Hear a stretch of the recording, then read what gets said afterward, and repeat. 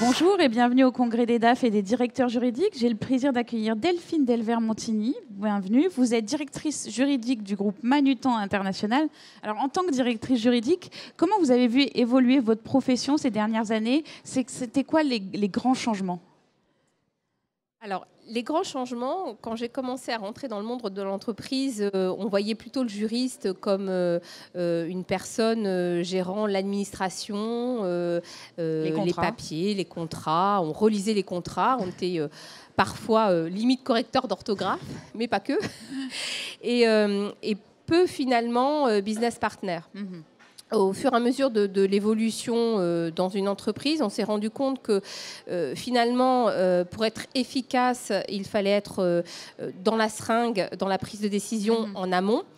Et ça, c'était le rôle de chacun, de chaque juriste, de chaque responsable, de chaque directeur, de le vendre auprès des COMEX, auprès des PDG, auprès de toutes les directions, pour dire, voilà, ce n'est pas qu'un conseiller dans une tour d'ivoire, c'est un véritable business partner auprès des opérationnels, et donc qui ont une véritable valeur ajoutée pour allier le juridique à la rentabilité de l'entreprise. Donc c'était une nécessité, mais c'était aussi une volonté des équipes de se porter vers le haut, enfin d'aller vers le haut. Oui, c'est une volonté, et puis d'être complètement en phase en disant on analyse le risque, mais on va tous vers de la rentabilité.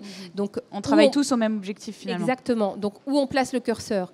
Parfois il y a un risque, mais est-ce que ça vaut la peine de le prendre? Parce qu'il y a un véritable enjeu de rentabilité.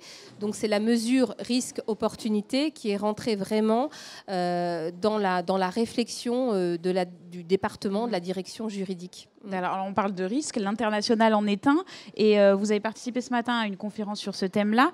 Qu'est-ce que vous en retenez de cet atelier? Quelles sont les bonnes pratiques quand on veut aller à l'international et se développer à l'international? Encore une fois, effectivement, l'international peut comporter des risques, mais le premier risque pour l'entreprise, quand on a décidé de sa stratégie à l'international, c'est de rater son implantation à l'international.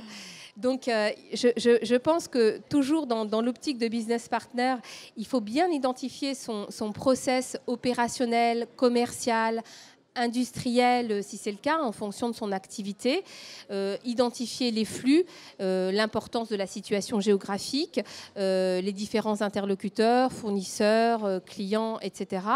Et à partir de là, commencer à penser à son process en identifiant les risques, certes, mais en intégrant la culture juridique et la culture du pays pour cette opération. Oui, donc que ce soit pour le développement international ou pour autre chose, il faut travailler ensemble. Quoi qu'il arrive, toutes les composantes de l'entreprise sont obligées de travailler ensemble. Il faut travailler ensemble, il faut que le directeur juridique connaisse identifier en fait tous les acteurs dans cette opération à l'international et ne pas voir ça que sous son prisme juridique. Ça, c'est la première chose. Ouais. D'accord. Et donc, si on doit donner un conseil aux directeurs juridiques qui sont ici, si vous deviez leur donner un conseil, ce serait lequel pour bien réussir ce changement et cette intégration? Alors, le premier conseil que je donnerais pour l'international, c'est d'être humble. De garder l'humilité, à savoir que même si on a fait beaucoup d'implantations à l'international, chaque pays est différent, chaque pays a ses spécificités. Il va falloir compter avec l'administration, avec un timing différent, avec quelques contraintes locales, avec parfois une culture locale.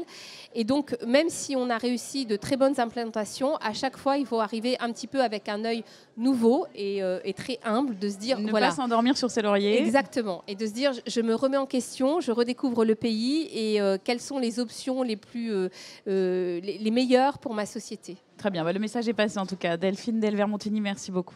Merci à vous.